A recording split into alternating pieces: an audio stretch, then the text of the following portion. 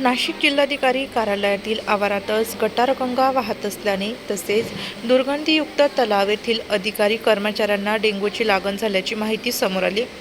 विशेष म्हणजे संपूर्ण नाशिक जिल्ह्यातील आमदार, खासदार, नगरपालिका, महानगरपालिका, नगरपंचायत, जिल्हा परिषद, ग्रामपंचायत यांना निधी पुरवण्याचे काम ज्या विभागातून केले जाते अशा जिल्हा नियोजन विभागाचे कार्यालय या ठिकाणी आहे, तर बाजूला मंडळ अधिकारी, माजी सैनिक विश्रामगृह, आपत्कालीन यंत्रणा कार्यालय आहे। समोरील दगडी बिल्डिंगमध्ये जिल्हाधिकारी, अप्पर जिल्हाधिकारी, निवासी जिल्हाधिकारी, उपजिल्हाधिकारी, प्रशासन आयुक्त, नगररचना, कुळ कायदा, तहसीलदार, जिल्हा धान्य पुरवठा अधिकारी, निवडणूक अधिकारी, मुख्यमंत्री कक्ष, तक्रार निवारण, गौण खनिज जिल्हाधिकारी, पालकमंत्री यांचे सभागृह आहे।